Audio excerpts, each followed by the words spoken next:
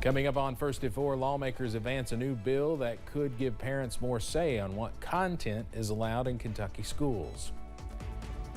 Plus, how U.S. leaders feel about continuing to send aid to Ukraine as it's been nearly 1 year exactly since Russia invaded the country. Plus, cooler weather moves in as soon as tonight, and we will see temperatures back near average. The latest coming up as First at 4 continues. Mountain News First at 4 continues. Kentucky lawmakers have advanced a bill supporters say will keep offensive and obscene matters out of public schools. But opponents say it harms open expression and some things should not be banned in schools. WYFT's Phil Pendleton has more on what took place with Senate Bill 5 in committee. This bill is one of several going through the General Assembly this session dealing with matter that is being taught in schools, and supporters say that it keeps obscene, offensive, and other troublesome materials out of schools, but the opponents say that it's simply a book ban. So these 5 books. Miranda Stovall came to Frankfort with a bag full of books she says are all very inappropriate to be taught in schools.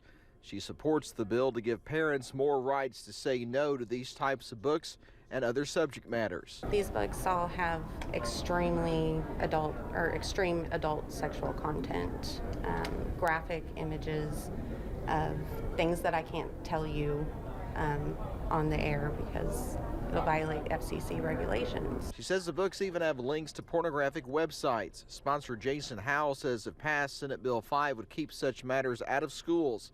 Opponents say that it's a slippery slope to ban books. Is really losing the sight of the overarching function of schools to train young people to think for themselves. The bill would also set up a complaint process for parents to speak out if something were to happen that they did not agree with, and also an appeals process if the principal releases a response to that within 7 days that they do not agree with. Basically, that the matter would go before the local school board. In Frankfort, Phil Pendleton, now back to you. The bill easily passed the Senate Education Committee 11-1 and now heads to the full Senate floor. Black Sheep Bakery is coming up on its 5th year of business in Hemphill, and they have developed a great relationship with the community over time. Using local ingredients, the bakery crafts anything from pizzas to cakes. Owner Gwen Johnson says it all started with the community buying in, and it has taken off ever since. We didn't even have pizza pans or pizza boxes or anything like that. And so we just put out a call in the neighborhood and said, hey, if you want a pizza, bring your own pan. So people started coming through the door with pans. Johnson says the bakery has a working relationship with the Letcher County Drug Court that has helped the community. And we'll have more on that tonight at 6.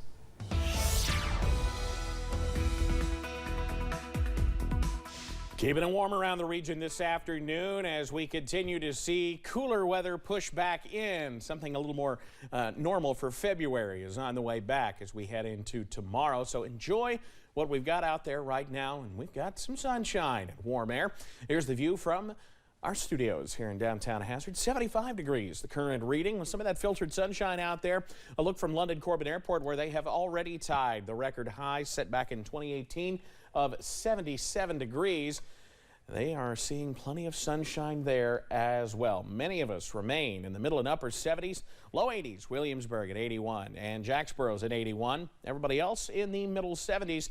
We'll see if we can't try to maybe tie that record at Jackson of 80 set back also in 2018. The southerly and westerly breezes have really been bringing up the warm air. 28 mile per hour gusts in Lexington, 17 in Hazard, and it's gusting to 24 miles per hour right now in Jackson. We're dry in the mountains, but a couple of showers in the bluegrass may have their sights set on our western counties over the next couple of hours.